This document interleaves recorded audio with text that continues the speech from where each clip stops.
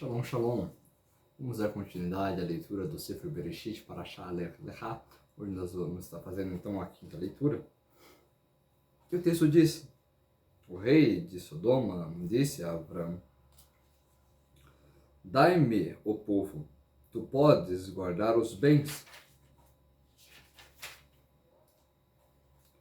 E Avram replicou ao rei de Sodoma: eu ergui minha mão num juramento ao Deus Altíssimo, possuidor dos céus e da terra, nenhum fio, nenhum cordão de sapato, não tomarei nada que é teu, para que tu não possas dizer, fui eu quem fiz Abraão rico. E a única exceção é que os jovens comerão a porção dos homens que saíram comigo. Anel, Eshkol e Mamré, que eles tirem sua parte. Após esses eventos, a palavra de Deus veio a Avram numa visão, dizendo: não temas, Avram, eu sou sou teu escudo, tua recompensa é muito grande. Avram disse: ó Senhor Deus, o que tu me darás se eu permanecer sem filhos? O herdeiro da minha casa será Damasco, Eliezer. E Avram continuou: tu não me desse filhos, um membro da minha casa herdará o que é meu. De repente veio a palavra de Deus: esse não será teu herdeiro. Aquele nascido do seu próprio corpo herdará o que é teu. Ele então tirou Avram para fora e disse: olha para os céus e conta as estrelas e vê se pode contá-las. Deus então lhe disse: assim numerosos são os seus descendentes serão. Baruch Hashem.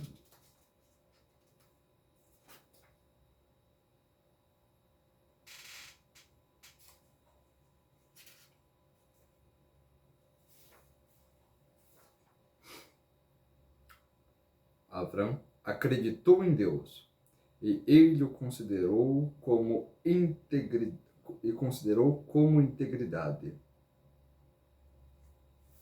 Vamos ver aqui o que o Rashi nos revela. Baruch Hashem.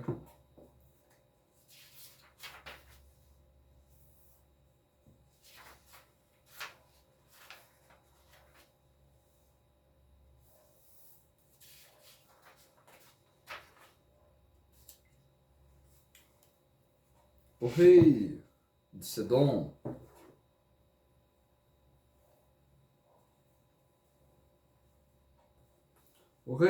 disse a Avram: dê-me o povo. O Rashi diz: daquilo que você capturou que pertencia a mim, me devolva somente as pessoas. Avram replicou ao rei de Sedom: eu erguia a minha mão.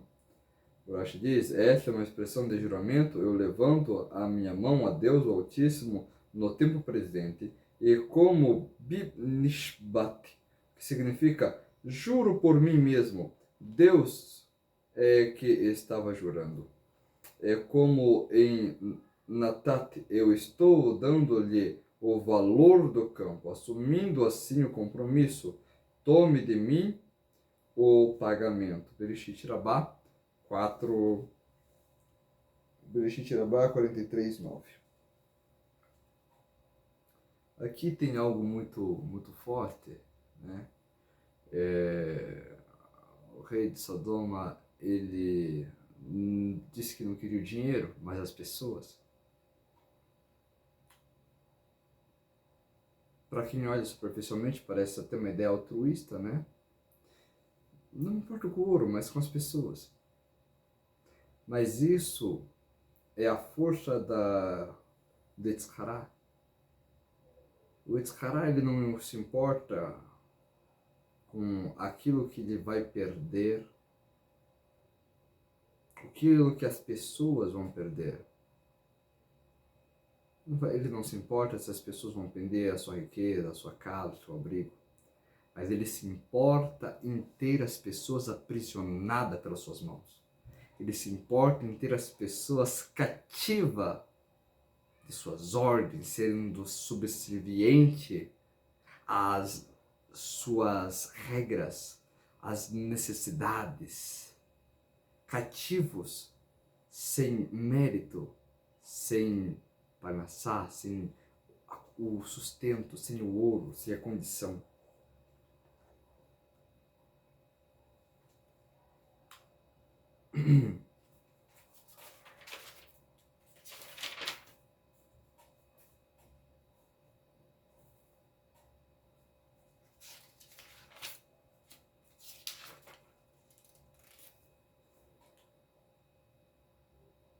E diz assim, né? Avram replicou ao rei de Shedom: eu ergui a minha mão, como quem diz,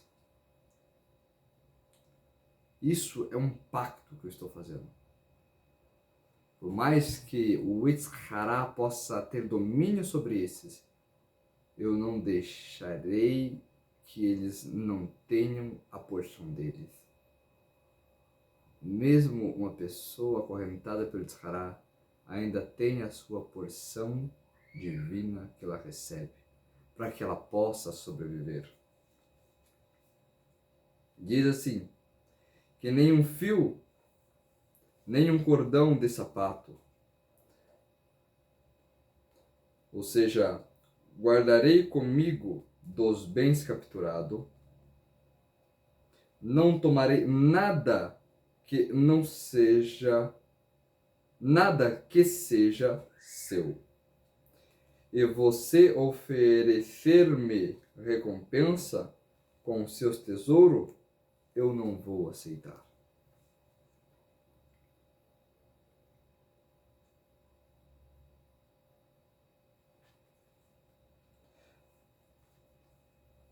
Para que você não possa dizer, eu enriqueci Avram, Deus prometeu me fazer rico como consta, e eu vou abençoá-lo, etc. Ou seja, Avram queria receber as bênçãos de Deus e de ninguém além dele. Nada de intermediário, nada de ajudas de fora. Aquilo que é para ser nosso, vai ser nosso. Nós não precisamos a busca de intermediários para encontrar atalhos espirituais.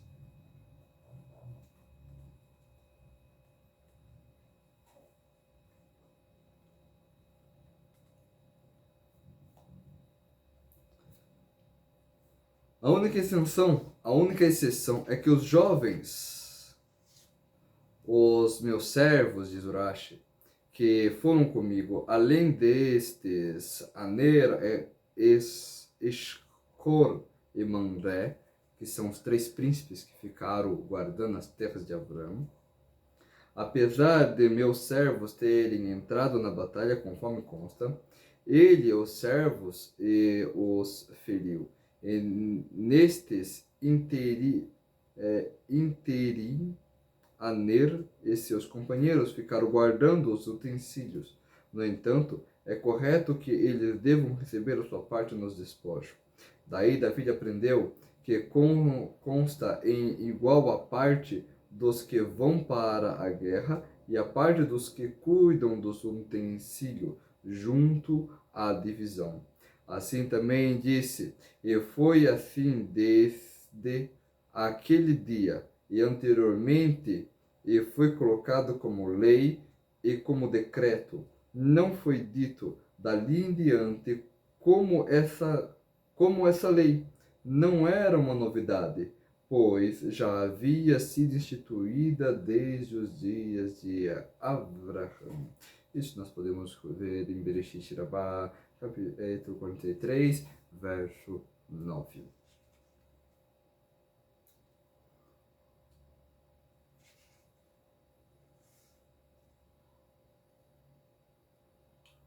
Os jovens comerão a sua porção com os homens que foram comigo. Aner, Eshcol e Mamré tirarão a sua parte.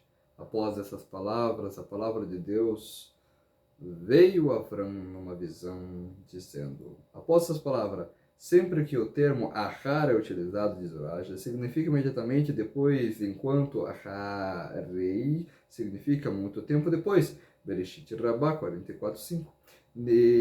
Após esse milagre ter sido feito para ele, que ele matou os reis que havia capturado, seu sobrinho e a cidade onde vivia, ele estava preocupado e disse: talvez eu já tenha recebido a recompensa por todos os meus atos de justiça. Assim, o Onipotente lhe disse: não temas, Avram, eu lhe protegerei perante o castigo, e você não será punido de todas aquelas almas que você matou. Enquanto a sua preocupação a respeito da perda dos méritos, sua recompensa é muito grande. Haggadah Bereshit 16:2, Tarumah Ber Lech Lecha 15, Perkei de Rabi Eliezer, capítulo 27.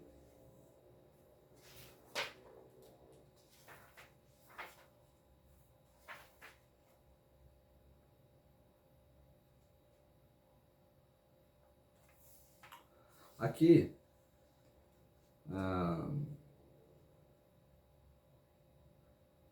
existe um certo pensamento, uma certa discussão de Avram com Hashem, de que uma vez que milagres acontecem na nossa vida, é como se nós estivéssemos tendo uma perda de bênção daquilo que nós receberíamos no mundo vindouro. E por isso nós não devemos nos basear apenas em milagre para não perdermos o mundo vindouro. É claro que existem muitas histórias racídicas sobre esse assunto e que levam a várias margens de entendimento muito profundo, mas no nível simples, aqui existe uma regra, uma regra geral, vamos dizer assim, não se basear em milagre. Se você começa a ter muitos milagres, pode ser que talvez o seu mundo vindouro esteja ficando em risco. Então, essa foi a preocupação de Avram nesse momento. É claro que isso não se aplica a qualquer acontecimento, mas apenas a acontecimentos milagrosos, a momentos de grande, como eu falo assim, de muitas bênçãos, de muita sorte, de muita, e pode ser que significa que nós temos que aumentar ainda mais em reza, mais em tefilá, para que o nosso Olam Rabá esteja garantido.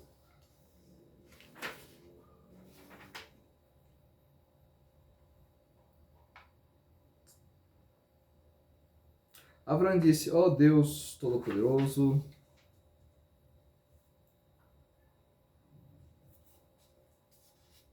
o que tu pode me dar? Pois eu não tenho filhos. Em hebraico, Ichichi Menachem Ben Saruk Marberete, página 137, explica que se trata de uma expressão que significa ter um herdeiro, assim como um filho, e um neto, Vioner.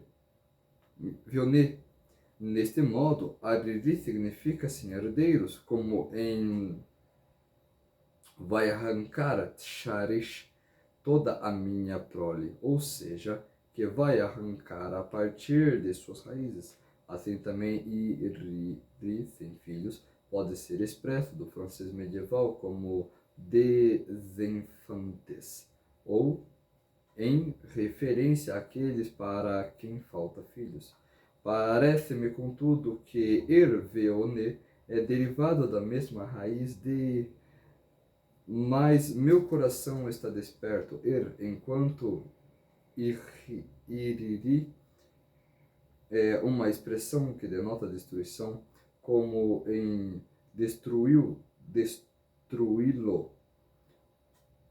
aru, e como destruindo, arut, a função, e como em deve ser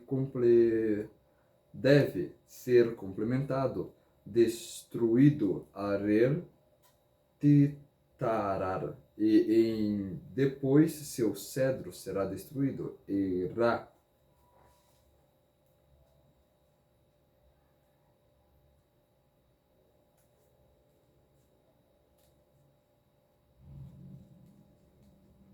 Então o texto disse: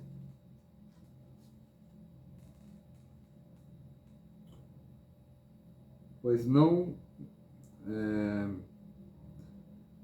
pois eu não tenho filhos. O administrador da minha casa, conforme a tradução do aramaico, esse provedor que dá para a minha casa, toda a minha família, alimento por ele, como consta, e por suas ordens serão sustentados. Meu administrador, mas se eu tiver um filho, ele ficará encarregado de administrar minhas posses.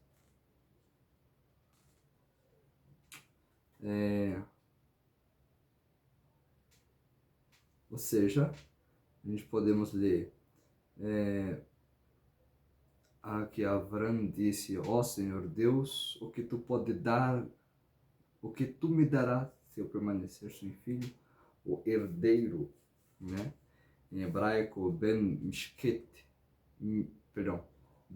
Meshek, também pode se denotar um administrador ou ajudante. Nós podemos conferir isso em Radak Sheharim. O disciplinador de minha casa é Eliezer de Damasco. Damasco, de acordo com a tradução de Targum, ele era de Damasco, mas de acordo com Midrash Bereshit Rabbah 44:9, ele perseguiu os reis até Damasco. E em nosso Talmud, Yomá 28b, a palavra Tzedek é interpretada como um notricon, acróstimo, para a palavra dolé, um mashke, que significa que ele tirou e deu de beber dos ensinamentos de seu mestre para outros, ou seja, Eliezer aprendia e transmitia os ensinamentos de Abraão para os demais.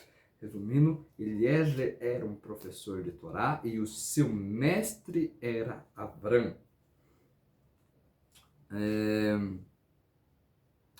Damasco de Eliezer, ele pode ter sido chamado assim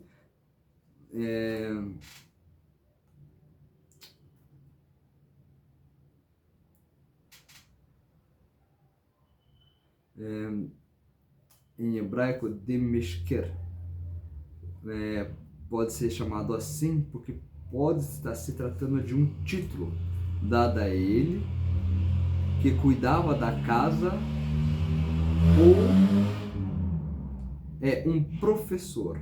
Isso nós vamos encontrar em Yomá 28b e Amós 3, capítulo 3, versículo 12. Abraão disse: o Senhor não me deu filhos, então um membro da minha casa será o meu herdeiro.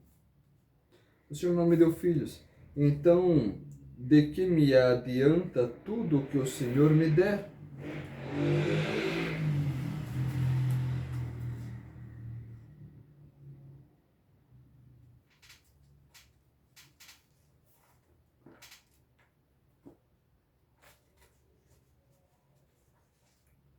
Eis que veio a palavra de Deus.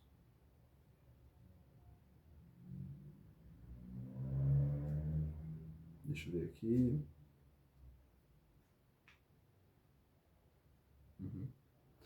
Eis que veio a palavra de Deus. Esse não será teu herdeiro. Ou seja, nós podemos ler, de repente veio a palavra de Deus, né? A palavra René é introduzida muitas vezes, é considerada como aqui ou veja, mas isso é uma aproximação de uma expressão que não tem equivalente nas linguagens indo-europeu. Por esse motivo, ela fica muitas vezes não traduzida. Em geral, ela serve para intensificar uma declaração e para fornecer ênfase. Aqui na intensividade denota que houve uma súbita ou uma intensa experiência. Esse não será teu herdeiro, aquele que sairá de dentro de você o herdará. de dentro de você, ou seja, será seu filho, né? Aquele que não será o seu aluno, mas sim aquele que vai sair do seu sangue. Mas aqui a palavra vem de dentro de você. Também podemos dizer, em algumas versões, vem como a palavra de suas entranhas. Também podemos encontrar isso no Taná, a Torá, ou a Torá com Taná, que é trazida pela Sefer, aquela de capa azul, entranhas. Querendo denotar que não é apenas de dentro de você, mas de algo muito íntimo, sabe? Do seu ventre.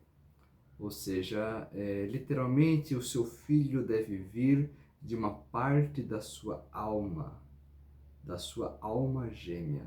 Querendo dizer, já que deve ser com Sarai. Porque Sarai, a gente já até comentou um pouco sobre isso, ela também era considerada a sua irmã, querendo dizer que ela era a sua outra metade. A outra metade dele, a parte feminina de Avrão, era a sua alma gêmea, Sarai, como a sua irmã, algo que tinha a mesma essência espiritual. Quando fala virá de dentro dele, das suas entranhas, significa também virá de dentro de Sarai. Então o texto continua.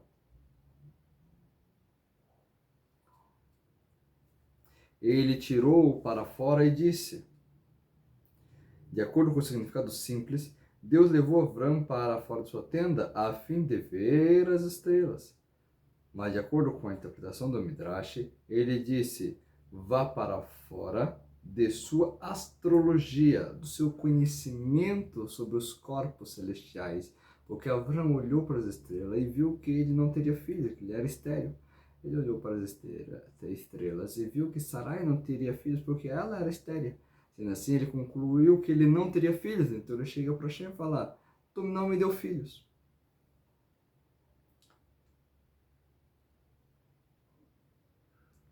Porque o mesmo havia visto no signo zodíaco que não estava destinado a ter filhos. De fato, Avrão não teria filho algum, mas Avrão teria um filho. Ou seja, enquanto o seu nome fosse Avrão, ele não teria filho. Isso só ocorreu depois que o seu nome fosse acrescido um rei a mais e mudasse para Abraham. O que isso significa? Significa o seguinte, significa que quando você vai fazer um mapa astral, é extremamente proibido você fazer a interpretação do mapa astral como definições do futuro.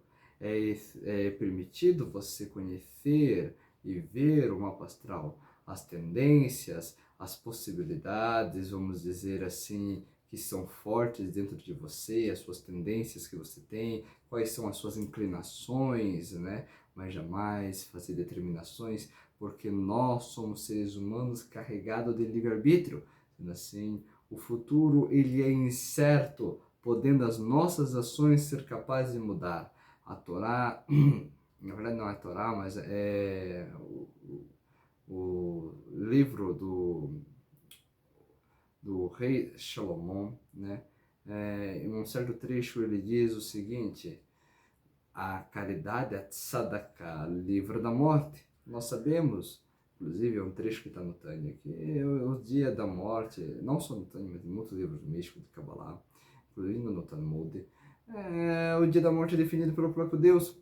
E sendo assim, já que foi definido pelo próprio Deus, é irrevogável. Porém, vem no Rei Salomão em Provérbios, Mishlei, e ele diz, a caridade livra da morte.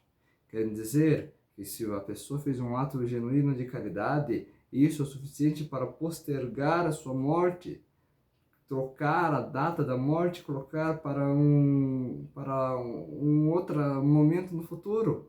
Querendo dizer, nada, nem mesmo a morte, ela tem uma determinação fixa, podendo mudar de acordo com as nossas ações, com os nossos livre-arbítrio. Continuando.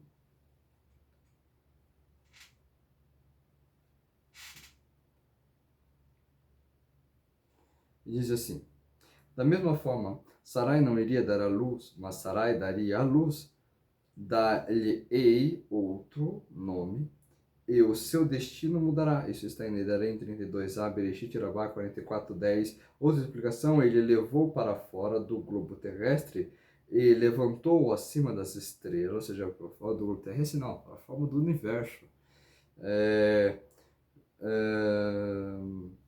Levantou acima das estrelas. E isso explica a expressão de Rabatá, olhando de cima para baixo. Bereshit Rabá 44:12. Então aqui nós aprendemos outra questão, não quer dizer que ele olhou para cima e viu as estrelas, mas que ele olhou para baixo para ver as estrelas. Quer dizer que ele estava acima das estrelas, uma expressão que denota para nós um aprendizado muito importante. O nosso livre-arbítrio coloca nós acima dos anjos, acima das estrelas, das mazalot. Ou seja, acima dos malahim, dos anjos. Quer dizer, não se faça inferior a eles, porque você não é. Agora, é claro, se uma pessoa ela está desprovida de Torá, está apenas recebendo influência divina através dos malahim, dos anjos, então logicamente que são as mazalot, as constelações que estão guiando sua vida. E por isso nós temos que estar sempre ligado à Torá, a vida, a corrente da vida, ligado a Hashem, porque a Torá é a vontade escrita de Hashem, a vontade de Hashem de forma escrita, e através de nós nos vestirmos da vontade de Hashem, nos aproximamos dele, ficando então acima das mazalot, acima das forças que influenciam, que dominam esse mundo, e dessa forma podendo então exercer o nosso direito e nossa também possibilidade de livre-arbítrio. É a Torá que nos dá livre-arbítrio e não o contrário. Uma pessoa que não tem Torá praticamente não tem livre-arbítrio. Em certos momentos, por certas ações, ela consegue em algum momento ali uma abertura para o livre-arbítrio dela, para uma nova escolha e tudo mais, mas ela está sempre sendo dominada por essas forças severas, desses atributos de severidades que regem o mundo. Então diz o texto: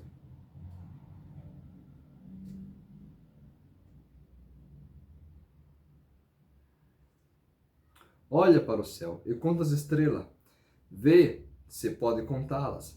Então lhe disse: assim serão os seus descendentes. O Midrash conta que ele olhou e viu uma estrela brilhante. Hashem falou: olha, esse é você.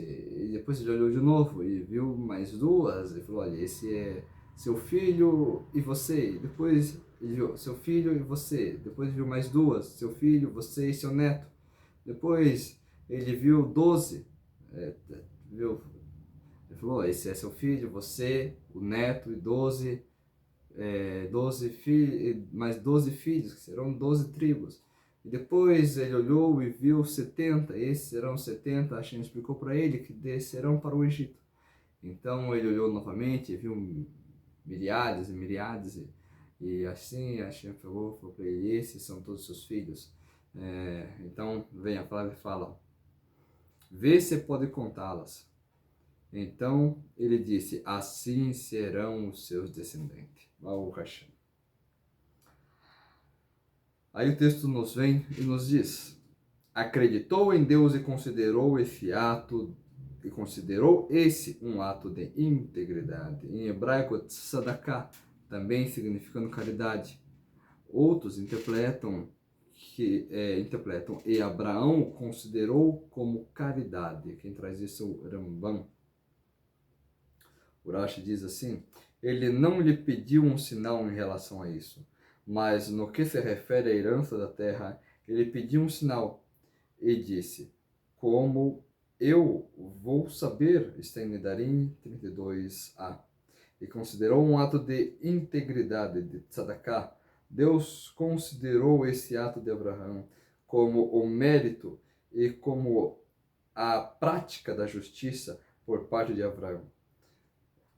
devido à fé que acreditou em Deus, está em Targum Natan. Outra explicação para como eu vou saber, ele não estava pedindo um sinal, mas pedindo a ele, deixe-me saber, devido a que mérito eles, meus descendentes, vão poder permanecer nela, na terra de Israel. Eretz Israel. Deus lhe respondeu, pelo mérito das tuas oferendas, dos sacrifícios, das ofertas de elevação. Baruch Hashem. Essa é a quinta leitura.